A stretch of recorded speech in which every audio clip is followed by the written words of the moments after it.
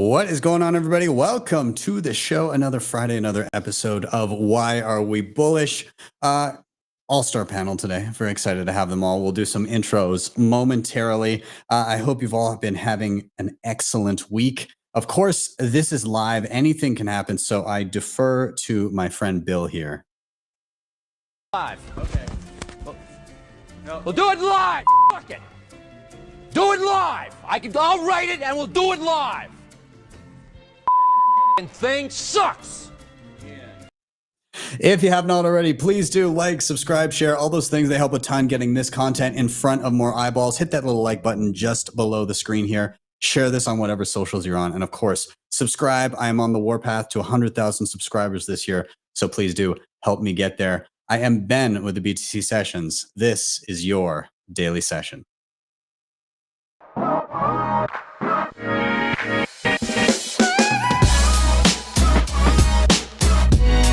HODL the Bitcoin.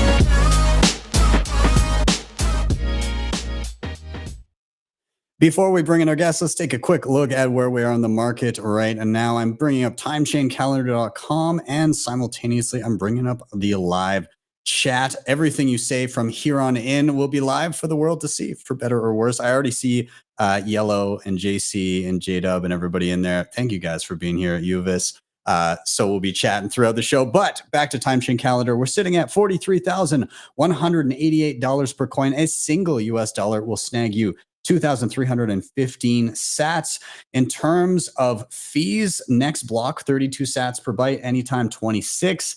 And Bitcoin mined, 19.62 million of them. That's 93.41% of the total supply. If you guys need additional help, you're sorting through some of the tutorials on the channel, but it's not quite cutting it. You need that personal touch, that one-on-one time. You can reach out to me on my website, btcsessions.ca, and book me for one-on-one private education sessions. Shout out to sponsors of the show, HodlHodl.com. If you're stacking sats and your priorities include peer-to-peer trading, instant self-custody, and no KYC, you can sign up here with nothing more than an email address. All you do is you choose your currency, payment method, and an amount, and you can start browsing offers immediately. Also, eyes out. They've got the Baltic Honey Badger coming up in August. I will be back for the first time in years. Very excited. But check them out. Links are down below. Of course, when you get your hands on some sats, you're going to want to secure it with some of the best hardware on the market. I love everything CoinKite's doing. My cold card's my go-to. I have all their goodies, tap signers, sats cards, block clocks. I pre-ordered the hell out of the queue, which should be coming soon. So if you want to pre-order it as well or pick up anything else I mentioned, head to coinkite.com. Code BTC Sessions gets you a pretty good discount at checkout. Backups are important. Shout out to Seedor. They've got an awesome disc and capsule design steel backup. It keeps your seeds safe from the elements, fire, water, corrosion, all that.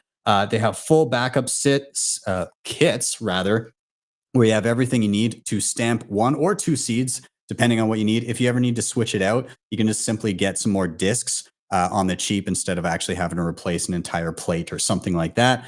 And yeah, it's super robust. Check them out. Links are down below for the best shipping for you. Last couple here, shout out to Nunchuk and their assisted multisig, their Honey Badger program. Basically, on your mobile device, you can set up a multisig quorum, which they handhold you through, use things like tap signer, cold card, and plenty of other hardware options. Once it's set up, it has baked-in inheritance planning, so your sats get to your next of kin, and the whole thing can be done KYC free, so you don't need to give up your private information in order to set it up and have it working for you. So check them out at nunchuk.io. And last shout out, of course, the awesome guys over at Start9, your sovereign computing solution. They have plug and play devices to host not just your Bitcoin stack, but your digital life. So things like Bitcoin Core, Lightning Node, mempool, files, passwords, photos, Nostr relays and clients, AI tools. There's just endless amounts of cool stuff you can play with here. They've got everything from entry-level devices up to what I'm running, which is the Start9 Server Pure. So be sure to check them out. They did sell out of damn near everything over the Christmas season, but they're back in stock with the Server One. The Pure should be back by March. So if you're looking at that one, you can use my code BTC Sessions with a plus sign. That'll get you 18% off.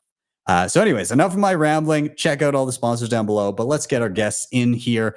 So I want to welcome to the stage Kent and Alex and Nifty, aka Lisa. Thank you guys so much for being here. Very excited to have you all.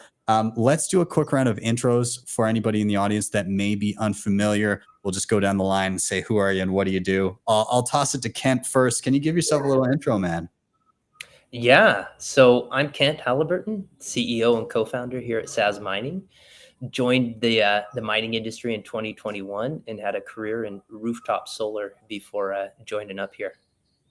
Awesome, man. I'm glad to have you. And we averted a crisis. There were power issues, and you're tethering from the phone. You're a trooper. You're still here. Yeah, thank you, man. I think I have actually the distinction of being the only Bitcoiner running a node here in the Amazon. So kind of an odd location. Unfortunately, it's not running right now since we don't have power. But you know, thank God for batteries, right? Yeah. Well, I mean, you'll sync right back up as soon as you get that connection going. So no worries, man. Awesome. Toss it down to Alex, dude. Can you give yourself an intro? Hey, I'm Alex Leishmann. I'm the founder and CEO of River.com. We're a Bitcoin brokerage and Bitcoin app and wallet in the United States. Been working in Bitcoin most of my career, class of 2013, started River 5 years ago, and still love every minute of it. You guys have been killing it. When Canada, man? What's going on? Good question. We still have a lot to tackle in the US, but maybe soon TM. Interesting. I want those features. I want those fancy lightning things that you've been shipping lately. So think about it. We have some cool stuff. Yeah. That's awesome, man. Well, cool. Awesome. I'll toss it over to Nifty. Thank you for being here. Can you give yourself an intro as well? Yeah. Hey, y'all. My name's Lisa. I also go by Nifty. I am a Bitcoin developer located in Texas. Been working on the Lightning Network for a long time, pivoted to doing Bitcoin dev education and dev focused Bitcoin conferences about, oh gosh, I think like 2 years ago now. So getting ready for our next big Bitcoin Plus conference down in Buenos Aires later this month. Super excited about that one. And working on shipping some really great content for Bitcoin developers. So, yeah. And you've been killing it with those too. Like you've got signups from around the globe, don't you, for some of your online stuff? I have a map. I was going to hold it off for something I'm bullish about, but I can flash the map up when you get it out. We'll say, I want to save it for, because if you're gonna go into being bullish about that, I want the supporting materials when it happens. So Okay. Yeah. That's awesome. Okay, well, great. Well, thank you guys all for being here. Again, I really appreciate you coming to hang with me on a Friday, get bullish, get excited about different things. So I'll get us started, but before I do, again, for anybody watching that is unfamiliar, this show is Why Are We Bullish? Simple premise. Each one of us has come with a reason for being bullish in and around Bitcoin. That can take many different forms. It could be a personal experience, or maybe an app or device that you're currently really hyped about, or maybe a piece of news. It really could be anything. The format of the show is, number one, somebody's going to drop a reason for being bullish. That's their chance to rant and get whatever they have off their chest. Number two, all together, we're going to riff on that reason, comments, questions, rabbit holes that we go down, whatever happens. And number three, we're going to rotate to the next person until we've all had a turn. So reason, riff, rotate, simple. So I'm going to get us started here. My quick reason for being bullish is in and around an event that's actually coming up in around a month here, a little shy of a month actually.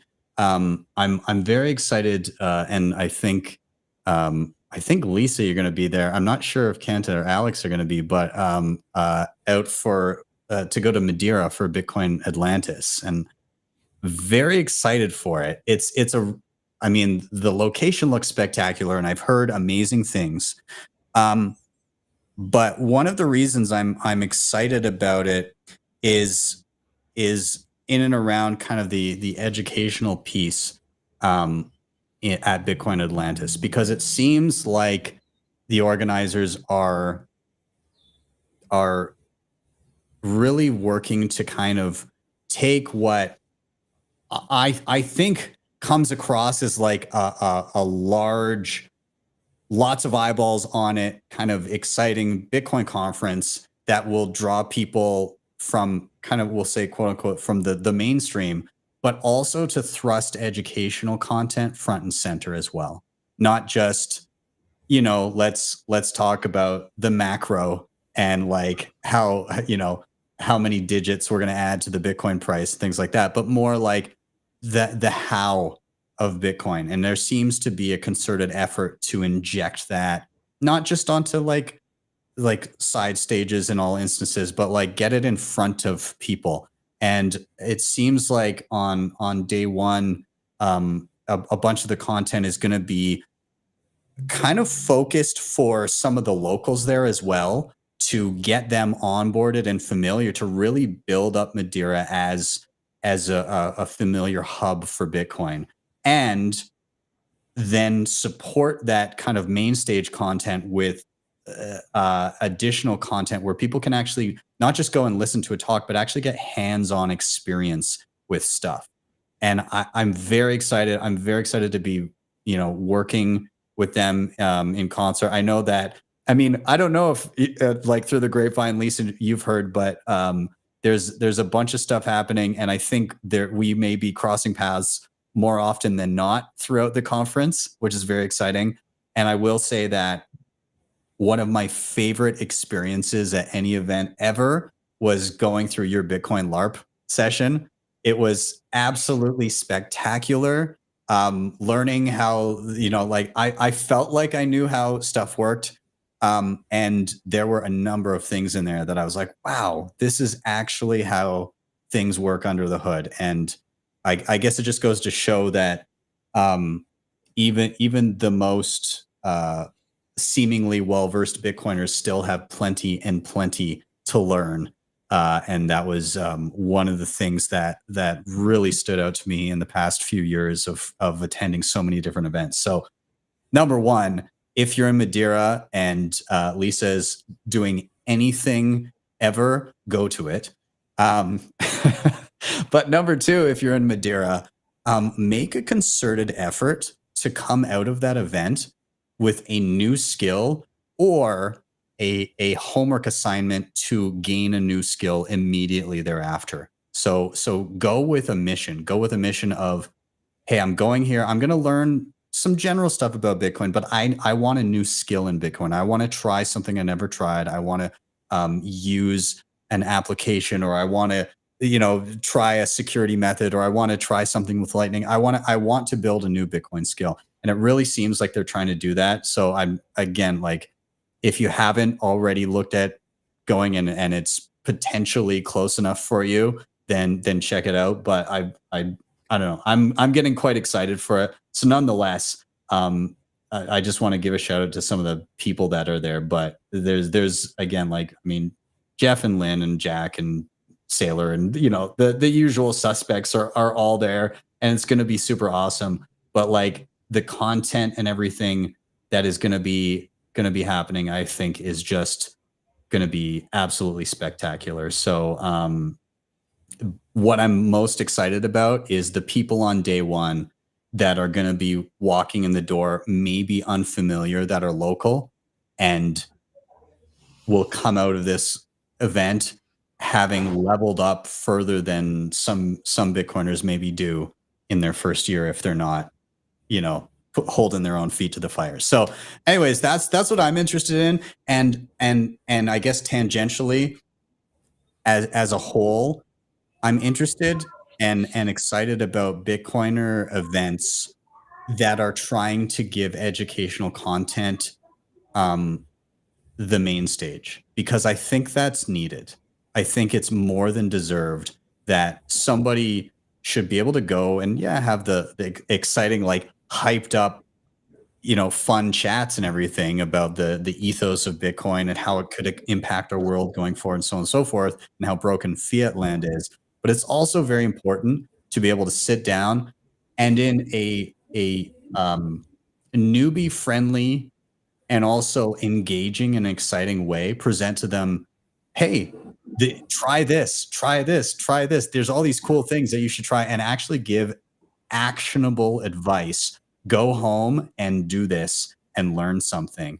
I think that's going to proliferate more, because I see more events beginning to incorporate that and not just say, well, we'll just put some education stuff off in the corner here. No, it's starting to get a main stage, and that makes me happy. So I'll open it up to you guys with a general question. I guess, what do you feel Bitcoin events thus far have excelled at? What do you think that they're deficient in? And what do you think about the direction that things are going? So whoever wants to dive in with thoughts in and around those general questions. Well, I'll jump in here and just say that I'm excited to go to Madeira for multiple reasons. So first and foremost, it seems like an incredibly high signal event. But secondly, I am a Portuguese citizen, lived there for 6-7 years. My wife's Portuguese. So up until last year, Portugal outside of Lisbon was home for me. And so coming back to Portugal, my family's coming, had a new daughter in the last few months. And so Congrats. using it as an excuse to get to introduce her to the Portuguese side of the family is exciting. And like you, I have already given myself a homework assignment. I'm really keen on learning a lot more of the Lightning Layer 2 applications and kind of that cutting edge that's there. And then I'm also pumped because, I had a buddy that I had talked to about Bitcoin. He never quite bit on it while I was living in Portugal, but he's in Madeira. And I just mentioned, hey, I'm going to be in Madeira. And he instantly went and bought a ticket and going to be there. So I know the locals are planning to come out in force, which is pretty stellar to see too. So I'm just wanting to chime in and say how pumped I am to be in Madeira and get to experience that. As far as the direction, I think that from what I see on paper, the direction of this event is pretty ideal as compared to other events that I've been at. The focus on Bitcoin only, as opposed to letting in some of the other ancillary activities and businesses.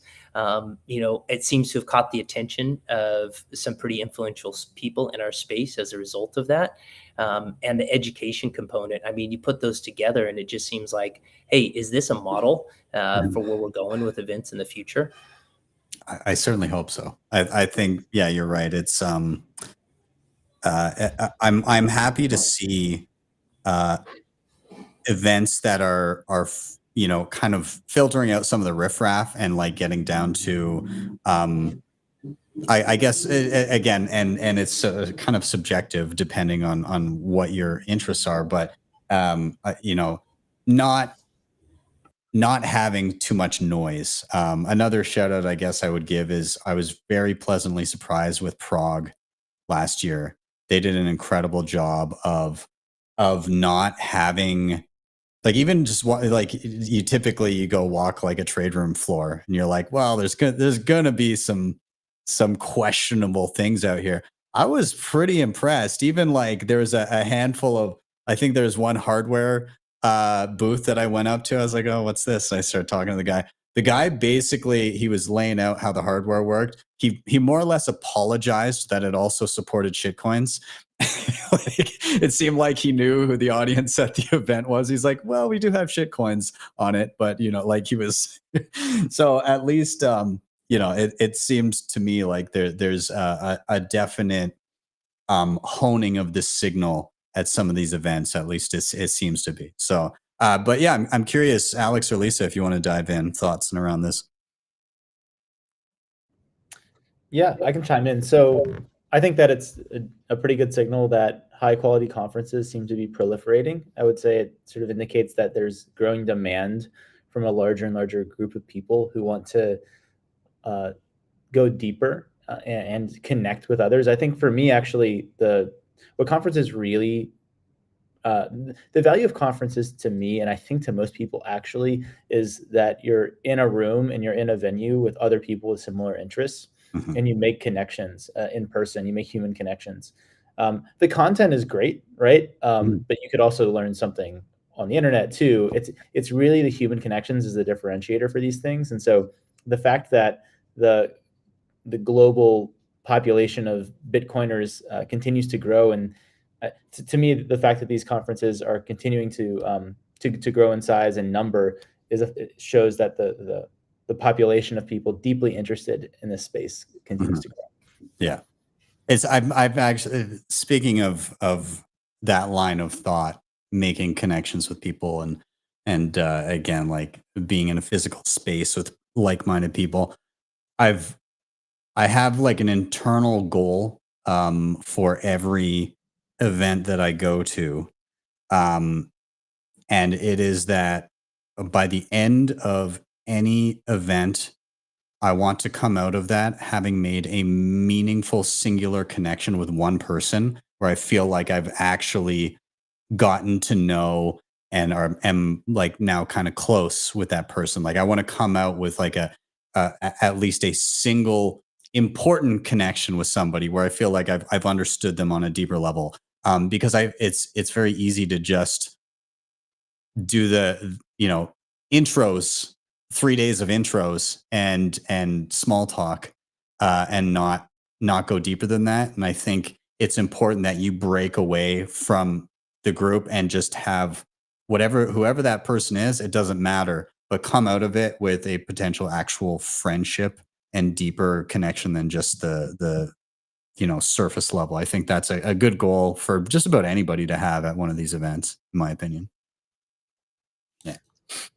Yeah, I think I would I think I would just echo kind of what Alex was saying about the real value, being meeting people in person. I kind of look at conferences, especially like, so I run the developer kind of conference series. I think of it as really like, I'm also a programmer. So I think of it as like the interface. It's like the API for people that want to get into this space. Like, it's like a portal. It's like, okay, you've like participated online. Maybe you've like started getting involved in Bitcoin Twitter. You're like participating in debates. You're taking online classes. But if you really, and I've seen it again and again through Bitcoin plus pluses, like you don't really make it to the next level, like in terms of being involved or meeting new people until you actually come and you hang out with people in person and they get to know you. There's like been countless people that I've just seen, like, especially Bitcoin plus plus hackathons, like just kind of like they went from being like a a developer, new dev who really wanted to be in Bitcoin to someone that is now working like full time and has like lots of industry contacts and cool new projects pop up from the hackathons. Like it's such an accelerator. I really hate this term when like other people outside the space use it and they're like, we're doing like a hack accelerator or whatever.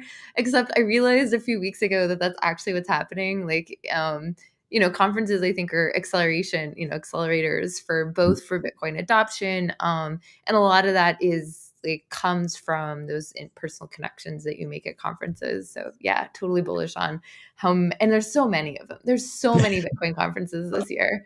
I'm in a chat group with like a bunch of other Bitcoin conference organizers on Telegram, on Signal. There's like over 50 people in the chat. And I think if you look through the list of conferences, there's probably one, not every week, but like definitely every other week for this entire year, like all over the world. So it's like, yeah, it's real.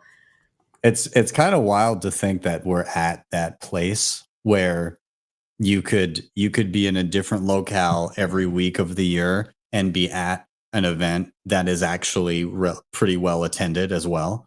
It's odd. I think to your point, it does accelerate things, but you do need to walk that tightrope. You need to go make those connections, but you also need time at home to then build the things based on the connections you've made, right? Yeah. Yeah, I think it's easy to conference hop, and you kind of at a certain point there's diminishing returns. Yeah. So I think pick the ones that you want to wisely, and then spend the rest of the time being productive. Yeah, there's no shortage of high signal ones. It's just where the only thing more scarce than Bitcoin is your time, right? So how are you going to allocate it? Yeah. Either way, I'll put a bow on this one, but I'm very excited about this upcoming event in Madeira.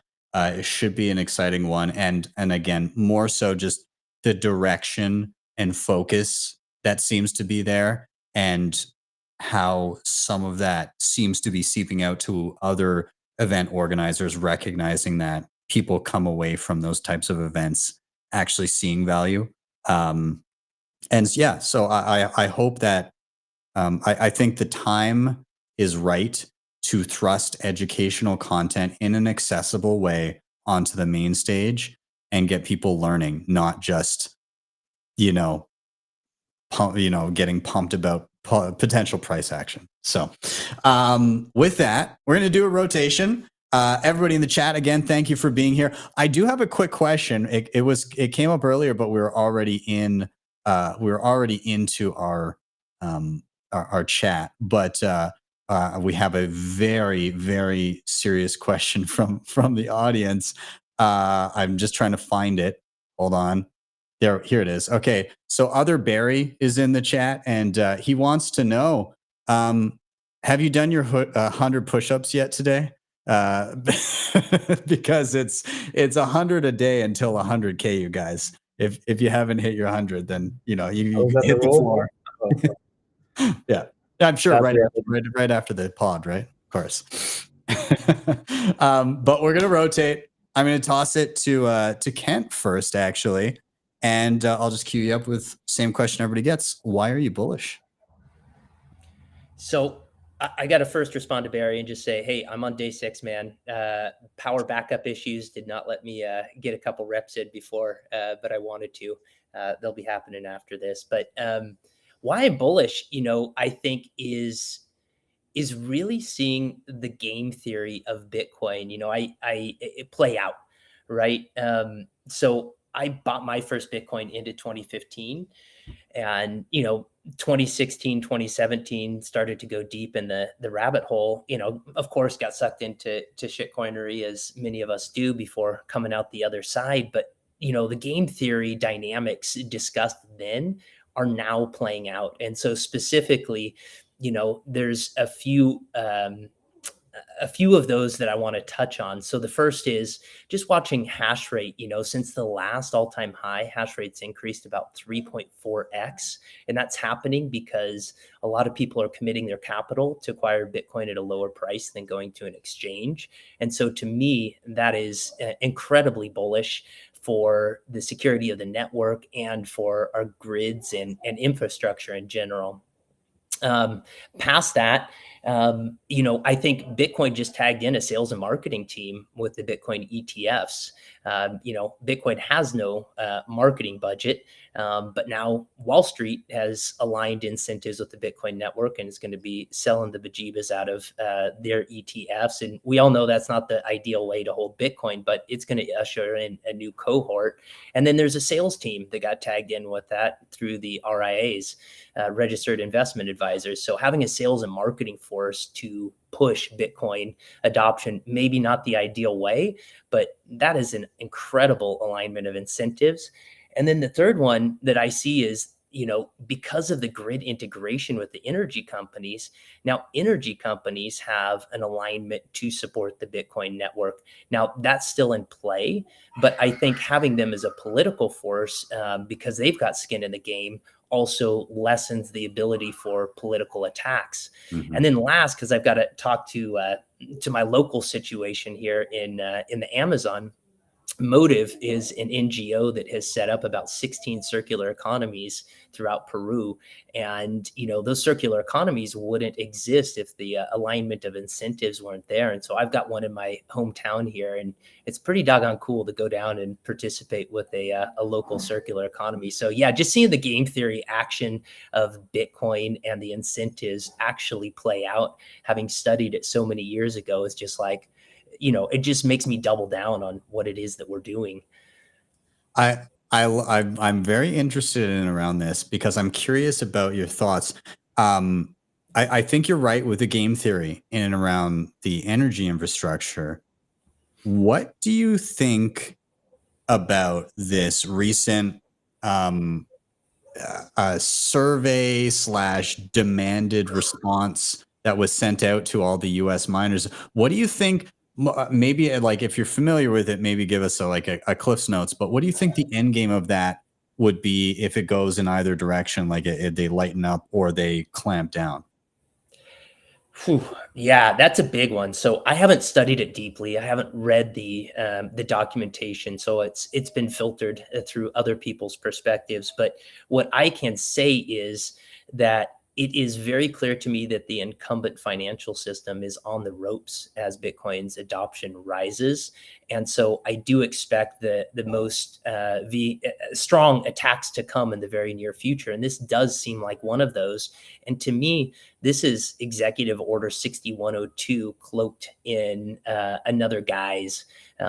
Because if you can register and tag all the Bitcoin mines that are in the US, you now have the ability to come in and seize those, nationalize them for whatever reason that you desire. And so from where I sit, I'm glad to see the industry almost instantly pushing back on this idea. And I hope to see, some legal challenges to it, because it seems to me quite unconstitutional and a form of almost energy censorship, if you will, to be, trying to step in and have this level of knowledge. I mean, I don't know a single other case of this occurring for any other energy user on the grid.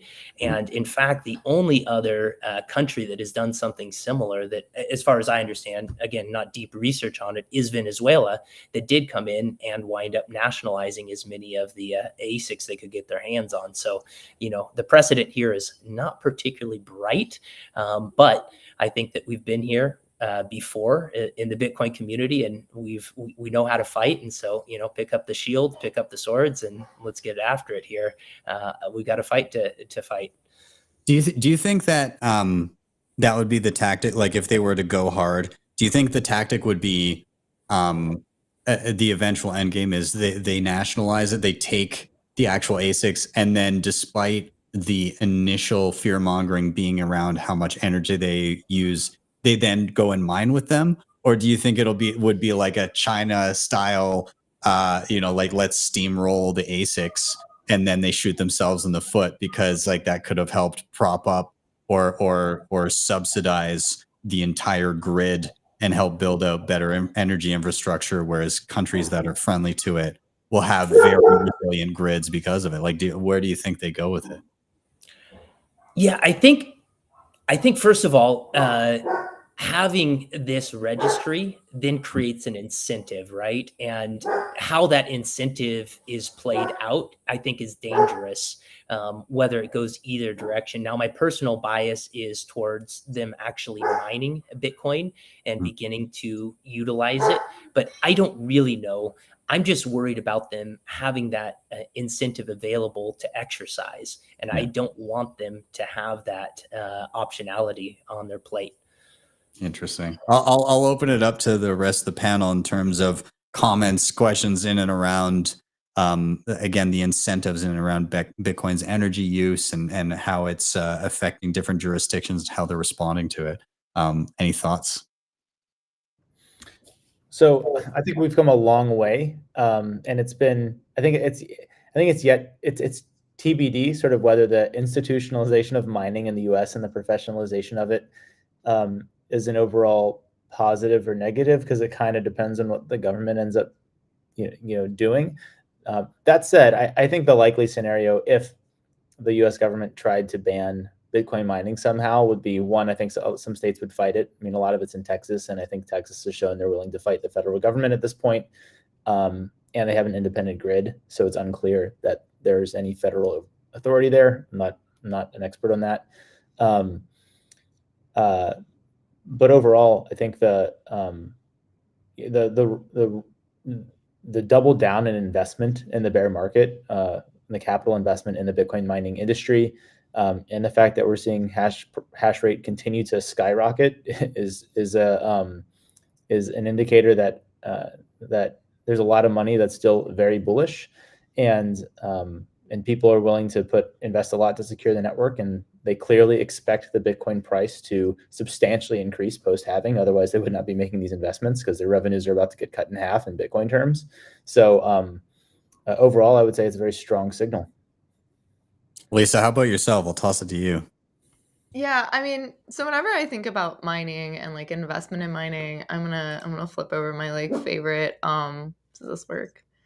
My favorite way of talking or thinking about mining is like as like victory bonds. So like every time you buy Bitcoin, it's kind of like investing in like the energy grid, if that makes sense. So like, I think that more people like this focus on mining and like seeing mining grow. I think it's really cool because it's like every additional dollar kind of spent on Bitcoin one way or another is like investing in energy infrastructure of whatever ecosystem is like investing in mining. I mean, that's a little bit of a stretch. But I do think that it's I'll like turn that off. I do think that it's I do think that like mining growing and people like mining as an industry like really being more competitive to the point where they're seeking out like cheaper and cheaper energy is great. So I'm like, I don't know. Whenever I hear that mining is just getting more competitive, I feel like that's like net good for energy production as a whole, because it means that people who can produce cheaper energy are just at that much more of an advantage. As far as like this whole like, oh, let's like, I don't know, it's like I feel like the central agency in the US, it's the energy, and I can't remember what the name of it is, but they did this like survey, right? Like, hey, show us where the mines are. It's interesting to see like them wanting to do accounting about mining in America.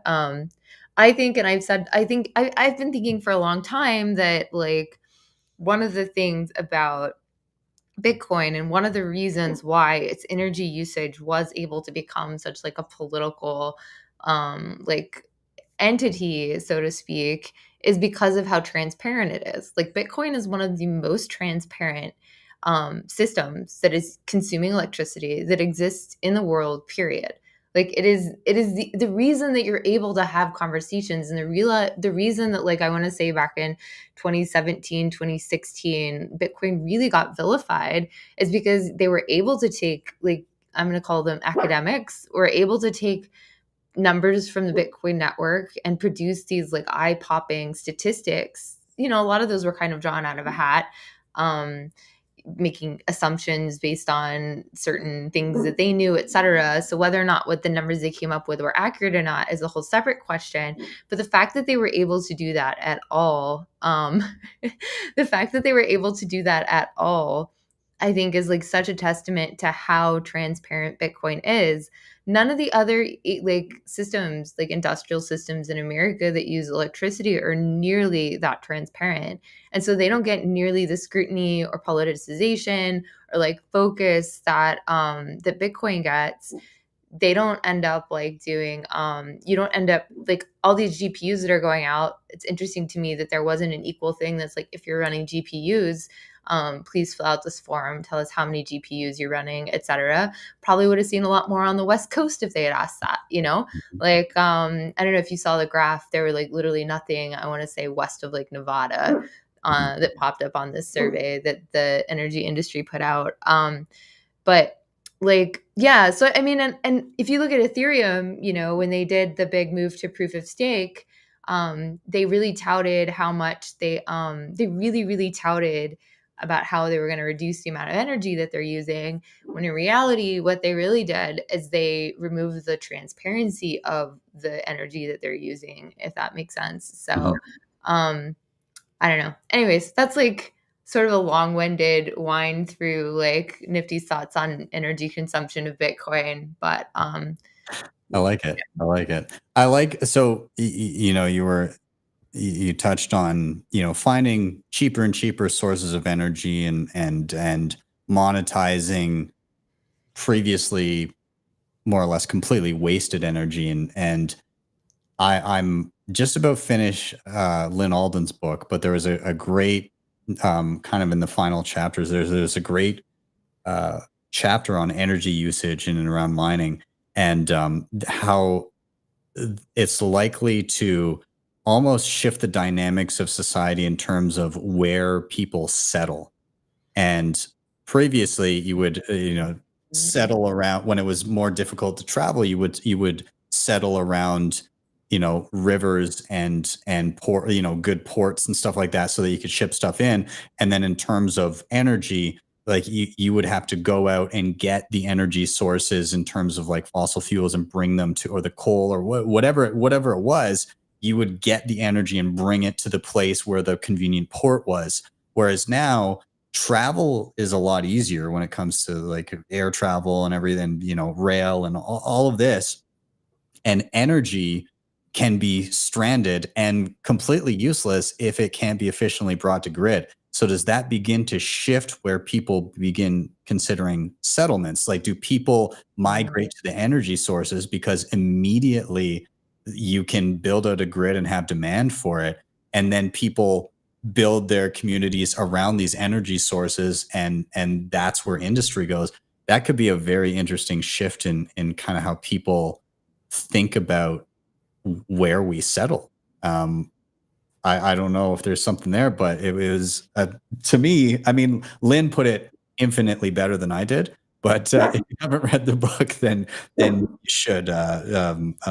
Broken Money. It's quite good. So, anyways, Kent, I'll again. I'm cognizant of time, but I want to. If anybody has any final thoughts in and around kind of the energy piece in and around Bitcoin, or if anybody wants to tap on the secondary, you know, new marketing team that we have in the ETF, maybe if you want to touch on that briefly before we cycle through. But what do you guys think about our new suit wearing marketing team?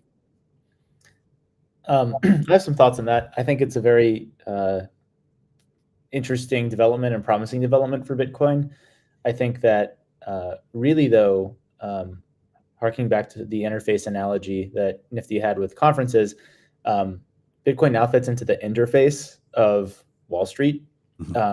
It's now in a securitized wrapper, and it fits into the interface of all of these legacy systems that allow people with lots of money to do the things they want with it.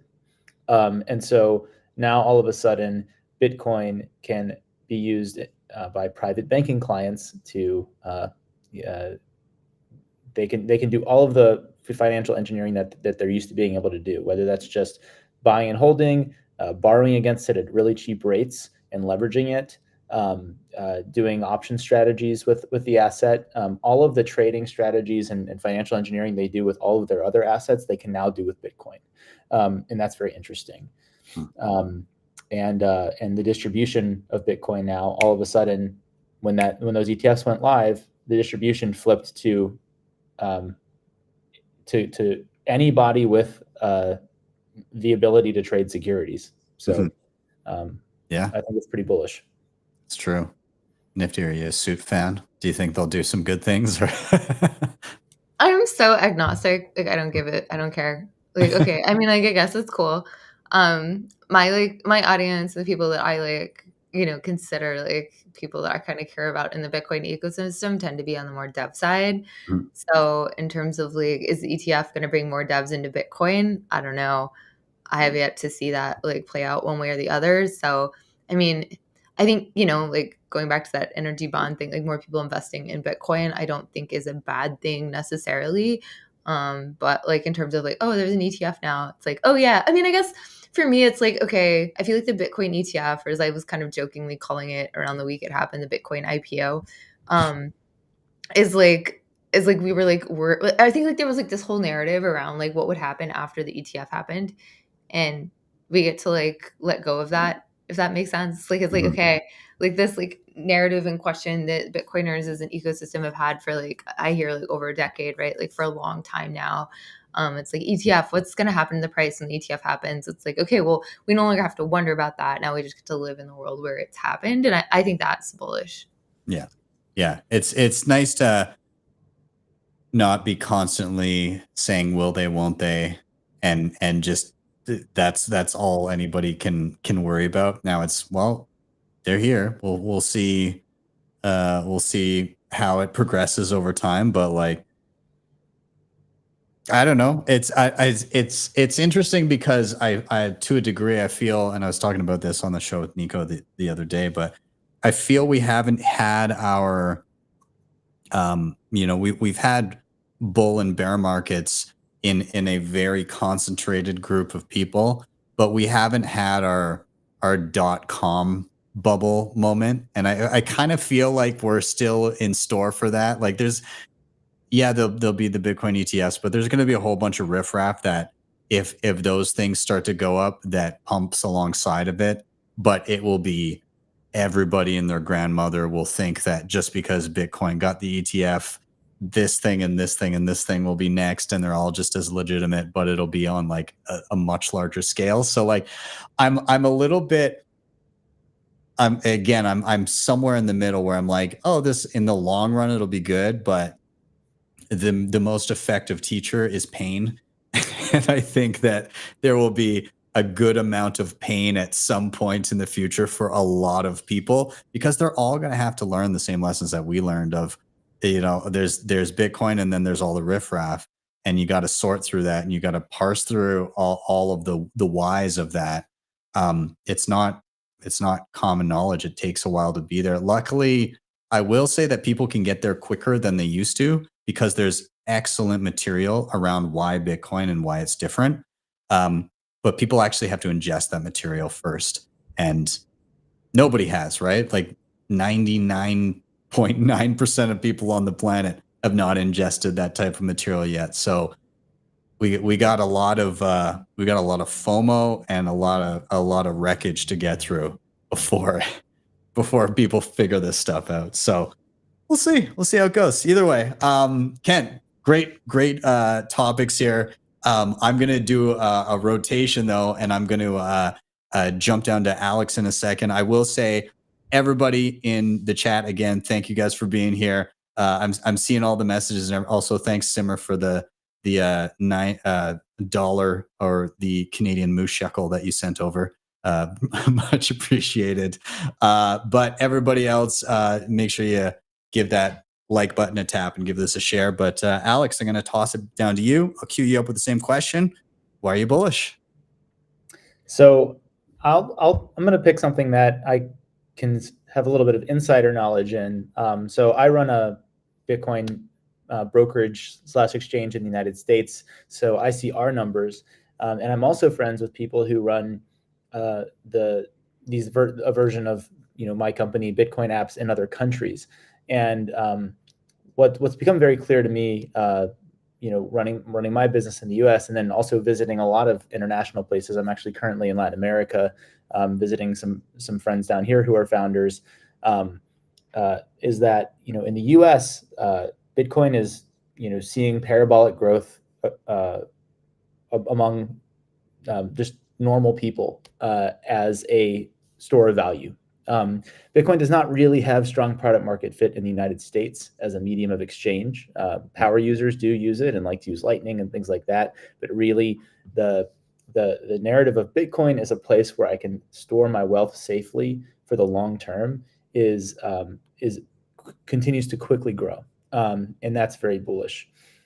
Internationally, it's sort of the other side of the coin.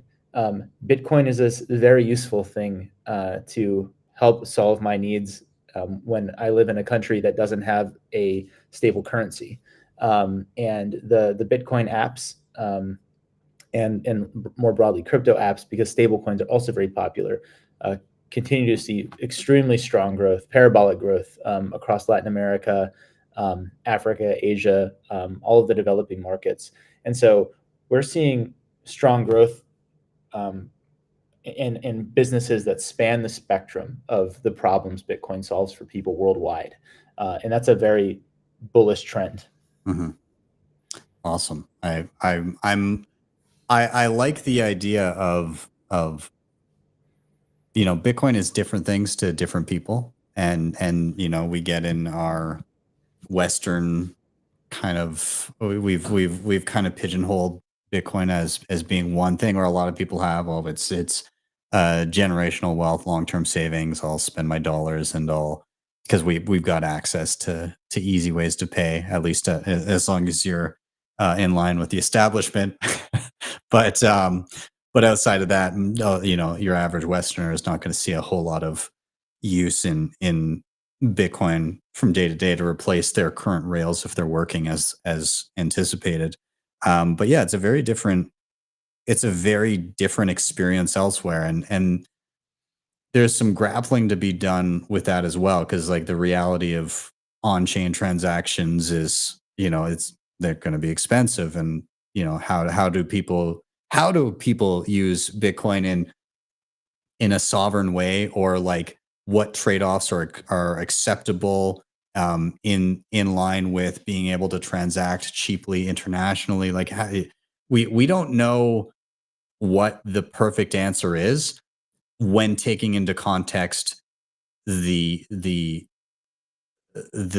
I guess the technological realities of how trade-offs work from layer to layer.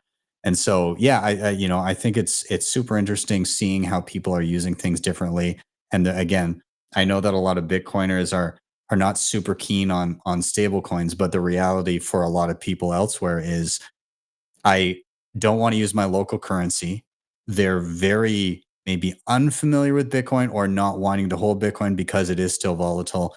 And they say, oh, I can, they weren't letting me have US dollars before, but now I can use them in some way. And to me, it doesn't really matter because the value is pegged to what I want. They don't necessarily see the counterparty risk because it's spending, right? It's day-to-day spending. They're not putting away a lot of savings or anything. It's just purely transactional. So yeah, I'm curious to get other people's thoughts. Maybe I'll toss to Lisa first and then up to Kent. But I don't know, Lisa, how do you see things in terms of, you've traveled around? What do you see out of behaviors using Bitcoin based on where you've been globally?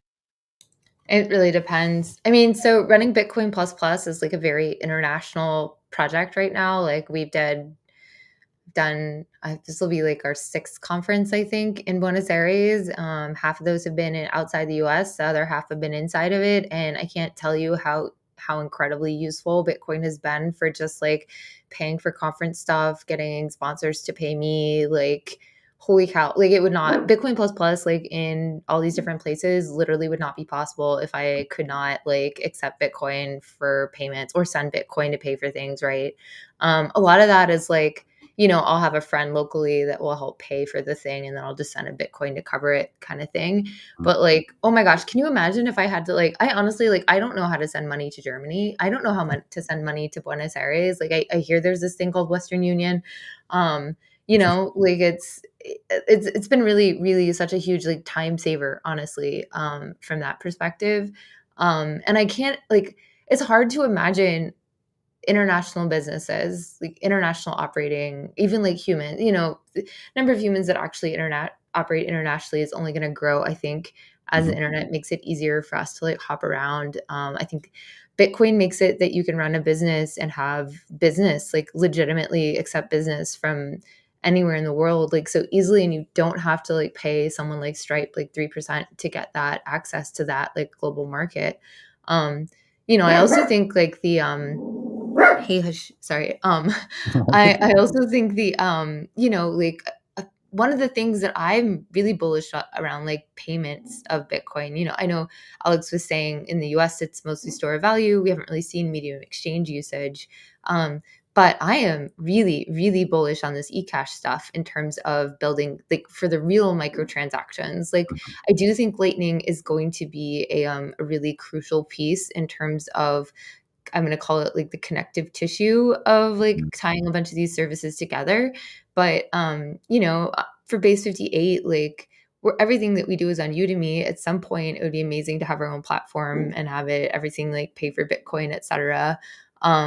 And I can really see a really great use case for building out like a, almost like anonymous as possible user experience using eCash kind of primitives. And so that's both like, the Cashew project's doing a lot of cool stuff. The Fediment project's doing cool stuff. Like, yeah. So I'm bullish on micropayments and international payments in terms of median exchange. Yeah. It's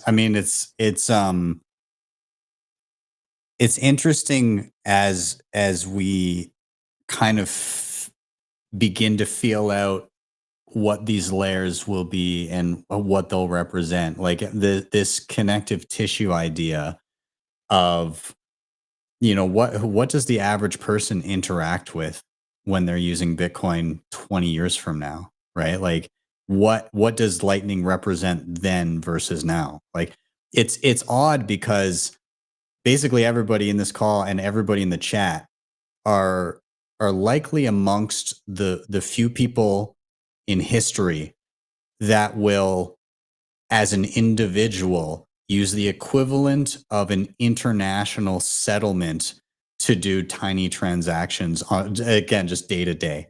This is a very fleeting moment. And not only that, but we're basically in real time going to work our way up the stack and use each part of that stack as like, okay, well, now we're on the layer 2 that everybody will use. Oh shit, no, we're not, because it's going to be the layer 3 that everybody, oh wait, no. And so like, I feel like we're basically just, we thought we were on, you know, that we were on top of the mountain, and then we got over the first peak, and then we see the next one, and it's like, oh shit, we gotta climb up that next, and so it's just, again, like a series of false peaks as we discover like what is going to be the mix of how people actually use this. So yeah, Kent, I'm curious your thoughts here too.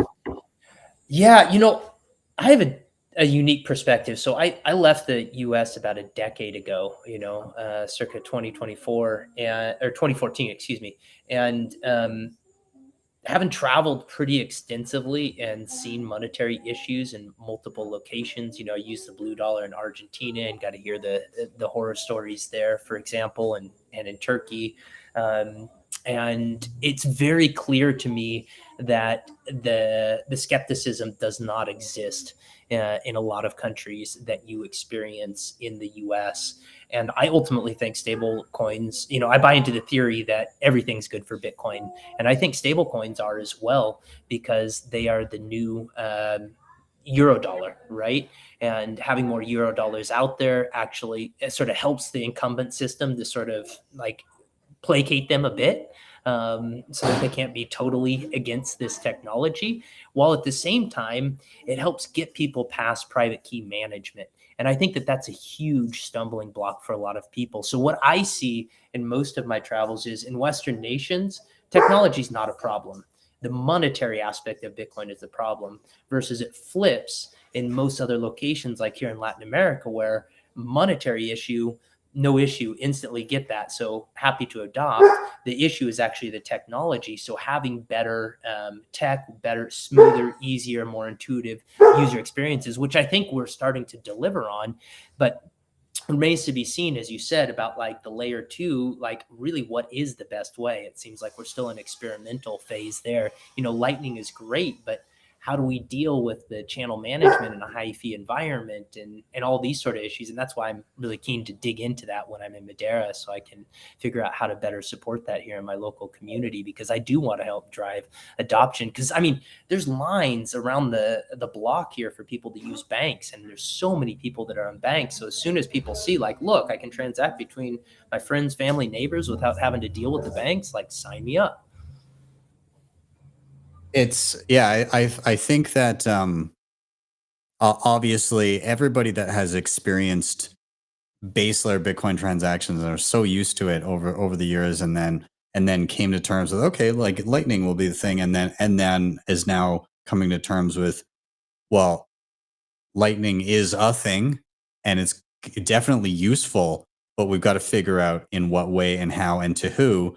And again, to that connective tissue kind of thing, is it a communication or like an interconnected web that links together eCash systems or whatever? I think the interesting part of it is that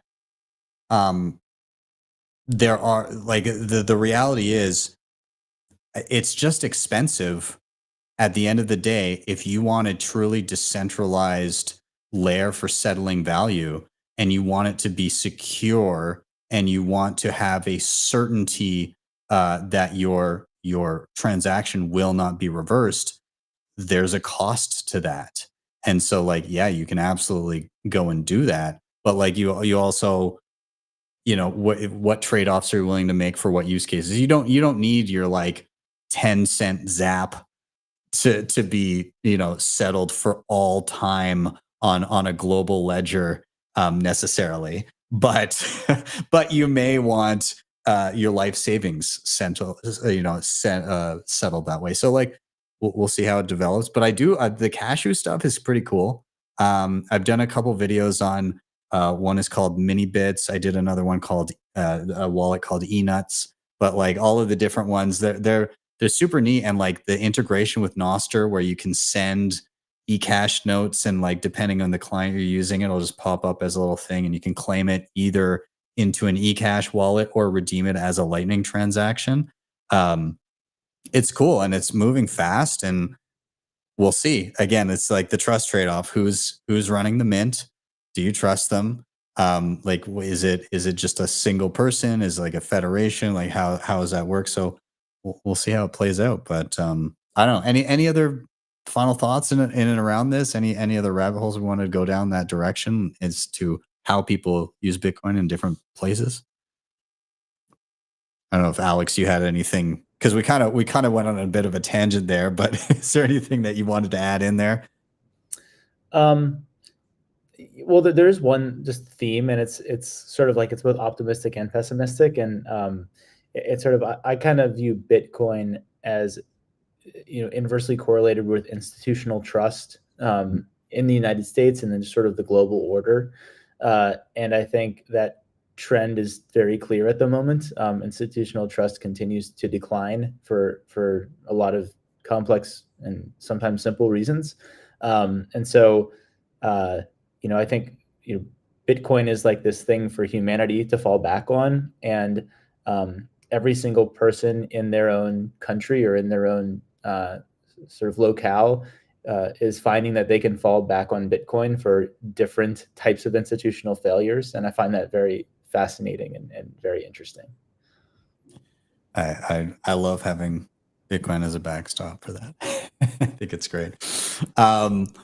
Awesome. Okay. Well, I guess at this point we'll put a bow on this topic. We'll do one more rotation here, and Lisa, I'm gonna toss it to you. I'll say a quick hey to everybody in the chat again. Thank you guys for sticking with us and joining in the conversation. Keep the comments coming, and of course, drop a like and give this a share. But Lisa, same question to you. Why are you bullish? Yeah, so I'm bullish because of how many amazing signups we got in the Base 58 class last weekend. It was not even a week ago that I put this class out. So I'm gonna do my little switch over to so you guys can see this map. So I run this project called Base 58. We've been doing a lot of in-person classes last year. Done some live instruction online, but I'm really trying to scale the amount of people that have access to it. And that really comes to shipping classes on Udemy or recorded classes with exercises. So finally got my first class, my online Udemy class out in over a year and a half, I want to say. So this is the second half of this class I'm calling Bitcoin Developer Basics. And I gave away 1,000 seats in the class. I had 5 days to give those 1,000 seats away. And I was really not sure that we would hit 1,000. We hit it in it's inverted. I don't know how to uninvert it. I'm sorry. That's okay. I don't know how to fix it. Sorry, y'all. Oh, it's fine. But what do you call it? Yeah, we got 36 hours. We had 1,000 people, and this is where they came from. Okay. I have no idea where they I have no idea where how people found it. I mean, I just tweeted it out. I put it out on Nostr also. I think a couple people shared it in their communities, etc. But the thing that really surprised me, and someone in the Vietnamese community wrote about it, is number 3 on this map is Vietnam. It's kind of hard to see because I know the map is backwards. So US came in with number 1. I think it was let me see if I can look for percentages on here. No, this is just me opening up the image, but yeah, I think the United States was number 1. Vietnam came in number 3, which is just crazy. Anyways, Argentina was number 4, right behind Vietnam. Wow. Yeah, Bitcoin is international. We were talking about international payments earlier. It's incredible to see that the developer footprint is equally international. It's truly a global phenomenon. And I mean, I know it's true. And I'm so much of an American that I also forget that there's like I mean, I also, you know, I run conferences other places, but I think I tend to forget that Bitcoin is like bought and sold outside of the United States. I know that sounds silly. And it's obviously not. But then you see something like this and it's like, oh yeah, like the world is using Bitcoin. Like this is not just like me and my friends and the nerds that I know in the US. It's like literally everywhere. Yeah, so That's wild. Like looking at that map, it makes you realize like the brain drain is real, right? Like so many people, like they have their things that they do every day, but like we all know, as soon as you get exposed to Bitcoin and you get interested, it starts eating your time. And I mean, in my opinion, that's a positive thing, because then you want to contribute and you want to help build a new world. But like, look at that map, is everywhere, and that's like from a developer's perspective. Like India, it looked like there was a ton of people in India as well. I love the like Southeast Asia, the like Vietnam.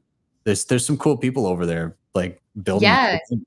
Apparently, like, so I mean, like, the cool thing also is, like, you know, like, you put out a class, and, like I said, I didn't expect it to hit 1,000. I mean, they're free signups, but I didn't expect it to hit 1,000.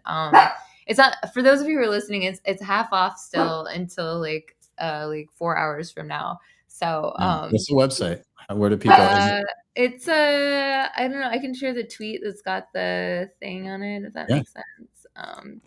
Should I just post it in the chat? I don't know how to do this. I'm gonna put it in the private chat. Put it in the private chat, and then I will. I'll pull it up here. Hold on a sec here.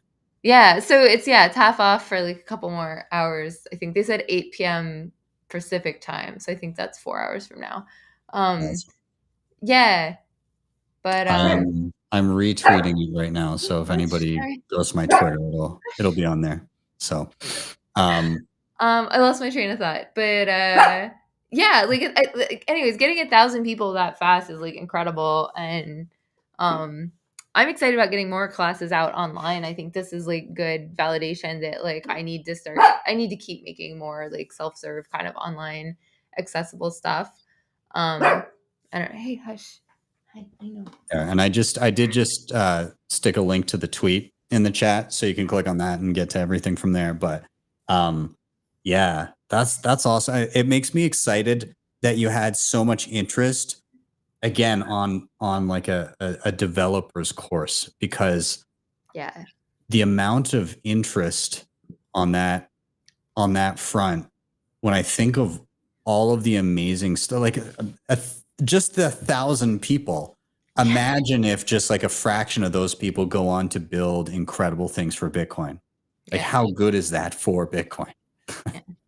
And this is why, I mean, really, like, you know, at some point it's like I have been contributing to like Bitcoin, to like the Lightning Spec process and stuff. And it's like you start thinking in terms of leverage though, right? Like it's like if I can get good educational materials out for developers, like that's gonna 100,000x, you know, maybe when I'm able to contribute more so than like me actually spending all of my time working on Lightning, which kind of sucks because there's a lot of really fun stuff I want to keep building on Lightning.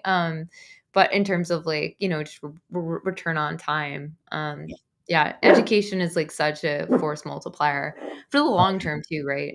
Like, yeah, it's again, it's so striking when I think a lot of people discount how far education can go, right? Because you know, you again, what you've done here is you've created something that it's like that butterfly effect, where you know, one person comes to this thing and goes on to do something meaningful that impacts, like maybe they make an application or something security or the next new layer of Bitcoin, and that literally, depending on what it is, could impact the globe, right? Like the things being built are not just trivial little apps here and there. In some cases, it's actual meaningful improvements to the entire global infrastructure of a new financial base. It's amazing. So yeah, I don't know, Alex or Kent, if you want to tag in here.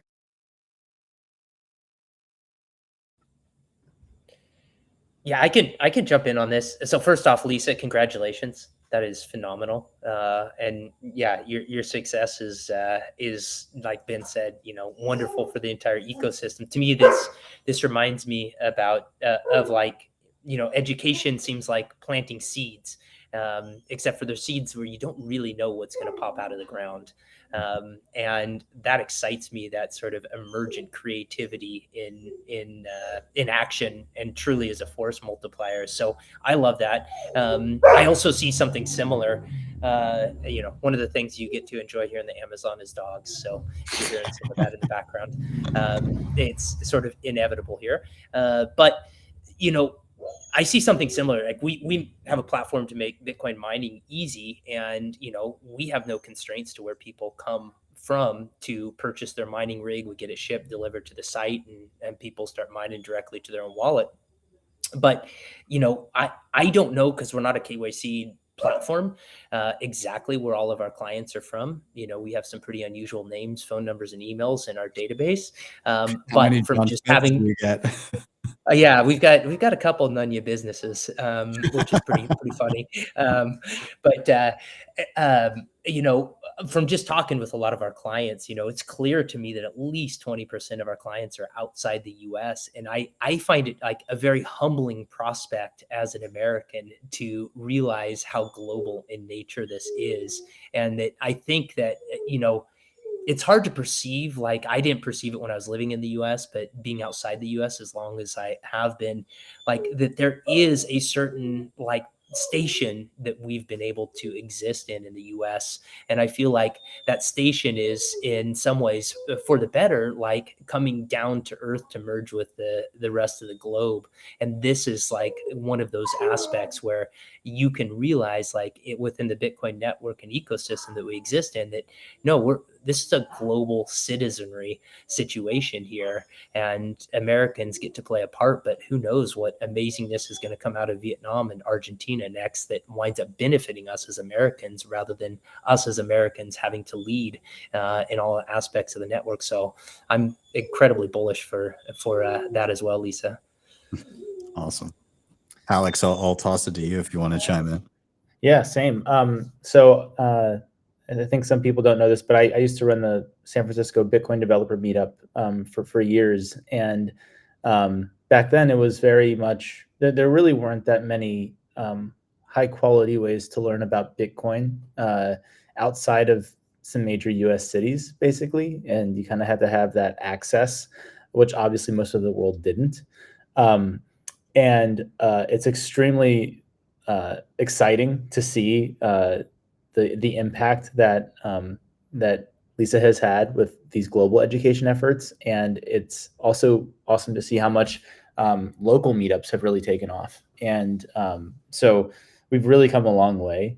And some of the most valuable applications and uses of Bitcoin are not going to be built by developers in San Francisco and New York. They're going to be built by people who've experienced the problems they're trying to solve in their lives and know their market well. So, that's also gets to why a lot of people ask me, when is River going to expand to X country or Y country? And the answer is, in most countries in the world, I can't serve people there better than somebody from that country. And so we're probably not going to be expanding, our app to a lot of countries very different than the United States, because frankly, we just can't do it very well compared to people from those countries. I see that firsthand in Latin America, right? The people here have a very different problem set than our app solves for people in the United States. It integrates very deeply with their existing financial infrastructure, and it's built around their lives.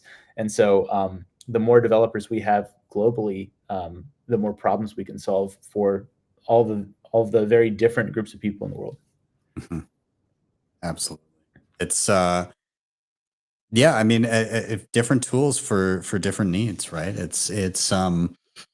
I mean, even just on the in regards to what you do in the US, I've heard from state to state it can be very, very different. I've heard that New York State is effectively a snapshot of the industry when the bit license was passed, and nothing has budged since. It seems I've got like one-on-ones with people. And I'm like, oh, you can use the following. I think I listed like I knew that you guys were doing Lightning. So it was like River and Swan and Strike and Cash App. I was like, oh, well, you can just use that and then just withdraw via Lightning and everything. And my understanding is that like New York State is effectively impossible to deal with when it comes to a lot of this stuff. Like, are you guys like trying to grapple with that as well? Yeah, so we don't have a bit license. We've been chewing on it for a few years. The way it's one of those one-way doors. It's sort of a Hotel California situation when you get a bit license. Once you get one, you can't really unget it, and having one is quite a burden, and you want to be pretty certain that you're ready for that burden. For example, you can't have a bit license and have Lightning transactions to date. Now maybe they'll change that, but like, for example, if we entered New York, we'd have to like build all this conditional logic into our app. Like, well, if you're in New York, you can't use Lightning, but if you aren't, you can. It adds a lot of complexity, and then also, you basically one of the unique things about New York is the companies that New York regulates pay the bills of the regulator. So NYDFS, the more they can extract from the companies they regulate, the more powerful they can get. So the incentives are just really perverse. It's kind of like a mafia, really. It's like a protection racket, basically. And so it's kind and it's like, well, do you want to have that restaurant in Little Italy? Well, are you willing to put up with are you willing to put up with Mario, who shows up every weekend and asks for the envelope of cash? Maybe not, right? Like, so that's kind of the situation there. I don't want to influence your decision making, but also fuck those guys. Maybe just don't. No comment. It's very interesting, and even just like general, like trying to plug into the legacy financial system. Like here in Canada, we've got Bull Bitcoin, and you can basically pay any Canadian bill with Bitcoin. But the reason for that is because our payment infrastructure across Canada was so incredibly centralized that it's just, as long as you can plug into it some way, then you basically have access to every biller in the country. So like, because Bull Bitcoin has, a few different avenues through which they can plug into the payment system, I can log on and be like, yo, I want to pay my cell phone bill. Here's my account number. And they're like, great, would you like to pay on chain or with Lightning or Liquid? And then I just like pay it. And within a business day or two, like my bill is paid. Or I want to, I want to pay to somebody's bank account, or I want to send, instead of ACH transfers, we've got e-transfers here, which is like an email basically that you link to your bank account. But like, because of the centralization of our system, it made that integration easy. So you could just you only had to plug into one thing. But like in the US, it's like every state has its own different infrastructure and laws and everything. And it becomes more difficult to offer a similar service, it seems. I don't know if that's accurate. Was it targeted at me? Yeah, I mean, anybody that's privy to that, but like it seems like that would be a very difficult thing to do in the US. Yeah. I mean, the regulatory system in the US is, in some ways, it's good. It's decentralized, right? Yeah. So at least there's actually one example that is the inverse of sort of the NYDFS, which is Hawaii. So Hawaii is an example where the regulator actually is the reason there are Bitcoin companies in Hawaii. The Hawaii legislature tried to ban Bitcoin in Hawaii, basically. And the regulator said, you can't do that. I have the authority to have a sandbox program for companies that want to operate here. And so we're actually in Hawaii. We're actually one of the few companies in Hawaii. Coinbase isn't even in Hawaii. So we're actually able to operate in Hawaii because of the regulator. So it's kind of a funny thing, kind of a side, it's a tangent, but I thought people would find that interesting. That's interesting. Yeah, that's really cool. Yeah, I don't know. Like Kent, I'll like I don't know if you want to tag in anything else in and around this. I kind of want to, again, I guess maybe getting back to Lisa's original thought here in and around like just how many people around the globe are coming to Bitcoin and are just hungry for knowledge. And like I'm almost wondering how this shifts power dynamics around the world, just in the places that are more difficult to operate in. Is there a brain drain? Is there just capital flight? Do people migrate to places that are friendlier? Like if Bitcoin becomes what we think it can, does regulatory action actually have an impact as to, you know, the balance of power globally? I don't know. So from my standpoint, yes. And I've seen it firsthand. I have friends in Portugal that have gotten residency elsewhere, passports, ditched their US passports. I've heard a lot of stories like that. And to me, I don't know if that scales. I don't know if a lot of people doing it actually occurs. But what I can see happening is that enough of that happens and enough publicity about it happens from some individuals that it sort of puts a check on governments, right? And I think that's a healthy thing, right? The Sovereign Individual, I think, was one of the most impactful books that I've come across in my journey here, because it was written in the 90s.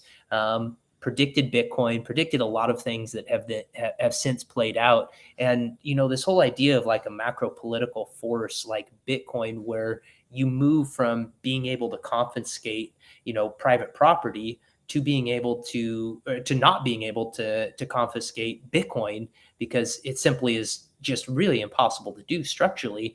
That changes the dynamic between government and individual, and it changes it so that ultimately governments have to be of service to the individual. And I think that we're seeing the early indicators of that with, you know, global citizenry programs for folks coming to El Salvador. Portugal's got a golden visa, for instance. You know, I wouldn't be surprised if Argentina does similar. So I think that governments need tax revenue to function. And I think that governments, you know, ones that are in position to actually tackle this are going to start catering to that, to get more tax revenue to come their direction by having people vote with their feet and show up in their country. So, I mean, it's very early days in this still, but I could see that, you know, expanding pretty expansively in the Yeah, absolutely. I don't know if Ken just froze there or not, but either way, it seemed like it was the end of a thought. So there we go. Lisa, I'm gonna give you one last question here, I guess, in and around what you're doing. But in if, let's say, 5 years time, where would you like what you're working on to be at? Where would you like to see Base 58? Where, like, what's, I don't want to say what's the end game, but like, what are some milestones you'd love to hit? I have like, I think for me, it's like, you know, I'm kind of a pretty like, not creative, but like I can like see, I'm a very like, you know, it helps when you're like as a programmer, when you can kind of just like see the whole map of the place in your head, right? So like for Base 58, like the map I have in my head is like I have all this like course content I want to get out. So the first thing is like just like the complete, let's call like evergreen content about how like Bitcoin primitives work, so you can like roll into the Base 50. Also, it would all be on like my own platform that you can pay with Bitcoin. Cut Udemy out of the picture. I mean, probably keep some stuff up there as like our outreach thing, you know. So if you're on Udemy looking for content, all my stuff would be there, but really like this whole platform. But I really, you know, I think this is kind of like a longer conversation, but I think, you know, we're starting with all the Bitcoin stuff because I think that's the most fun and definitely I think like highest impact stuff that I can get out right now, you know, just like in terms of like where I can spend my time. But I think there's a lot of Bitcoin educate, like not Bitcoin, but like engineering education across like the board.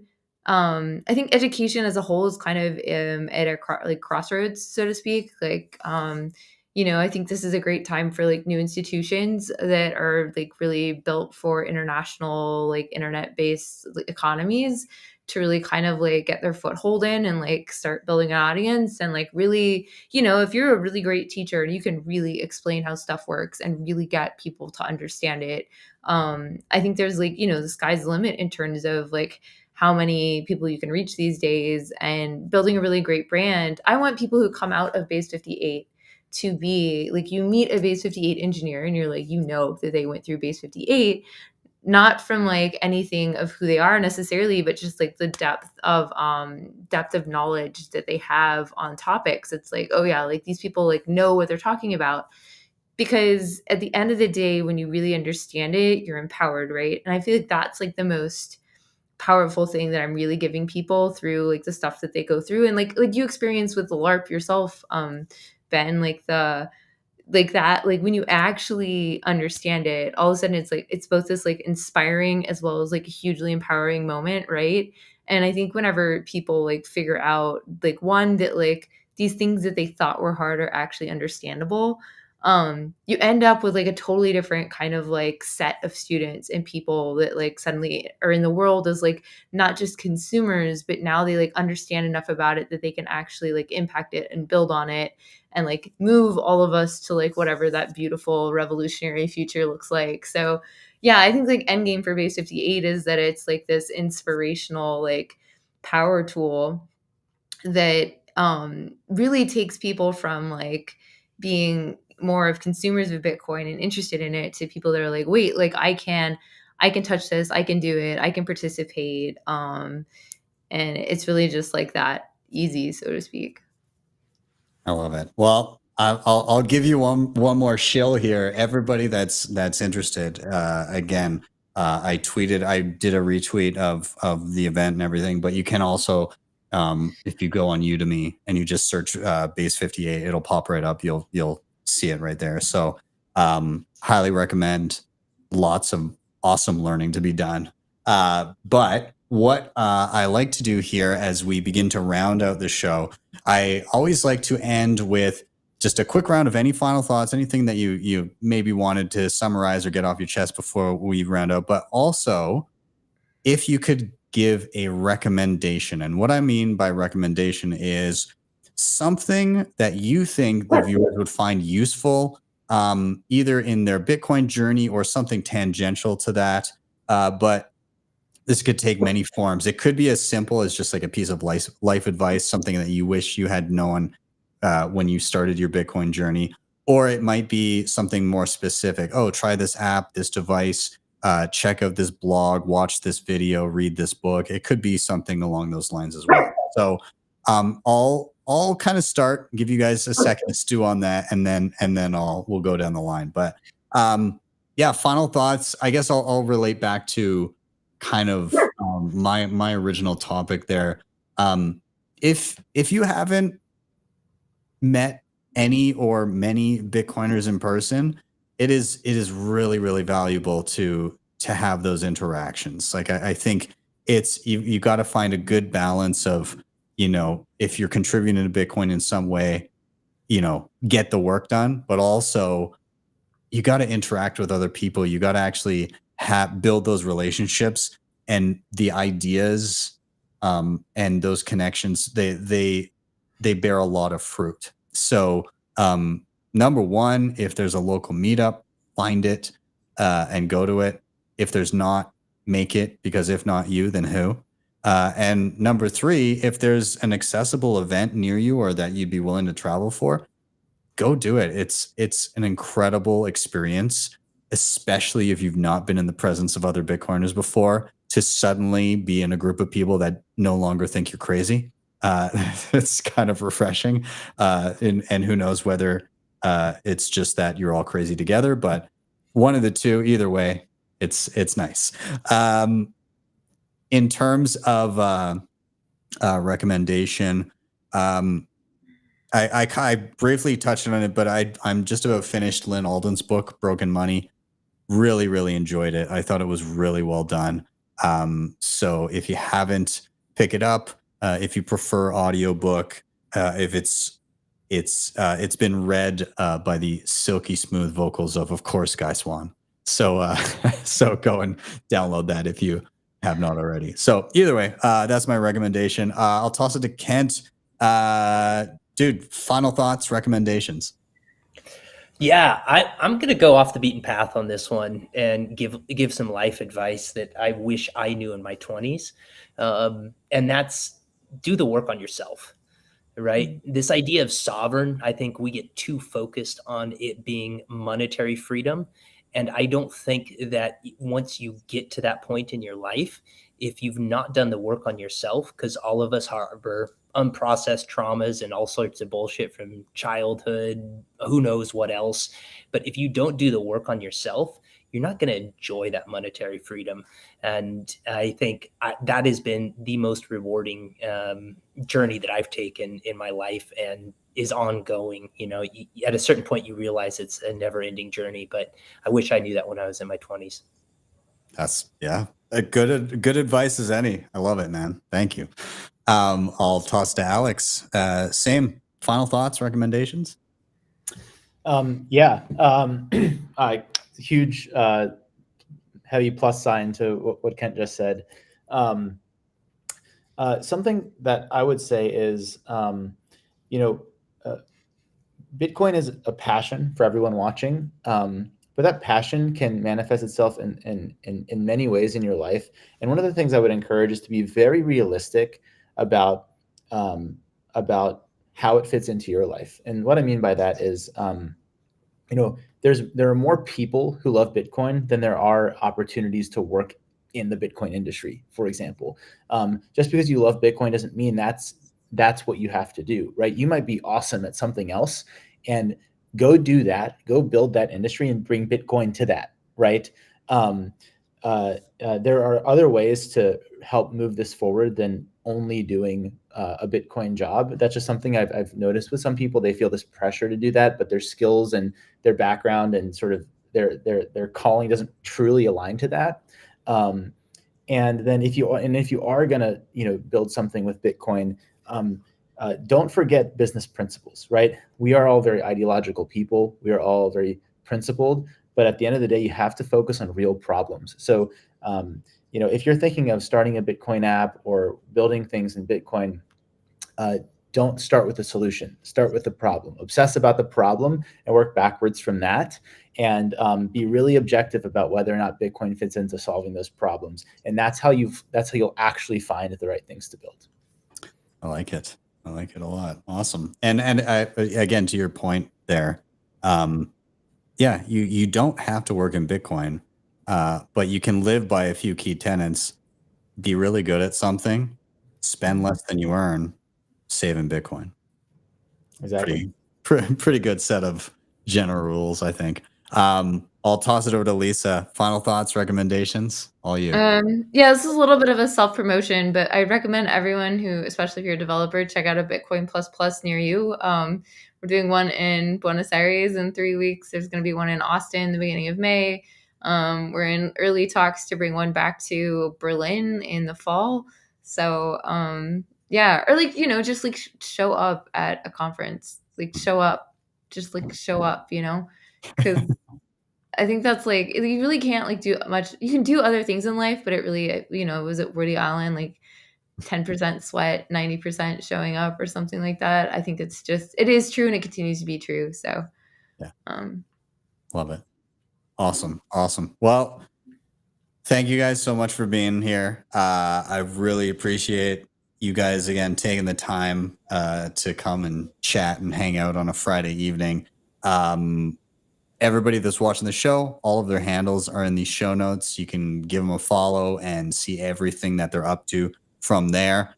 But yeah, I'll just round it out by saying thank you guys again for being here, and you're all welcome back anytime. Appreciate it. Thanks, Ben. Thanks for having us on.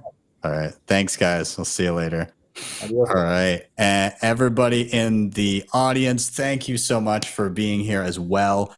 Please do go into the show notes, give them all a follow, check out what they're up to.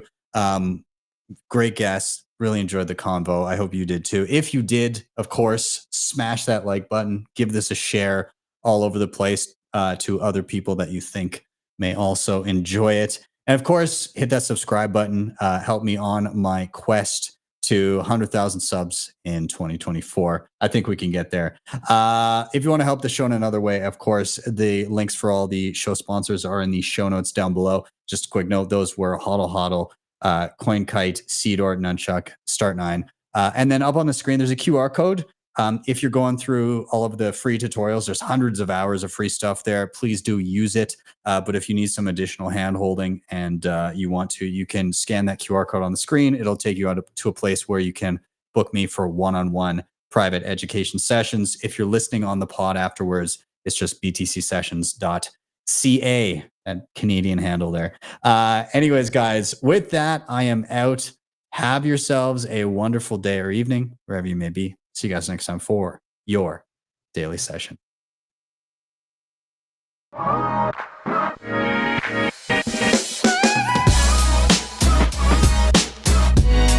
HodlHodl Bitcoin.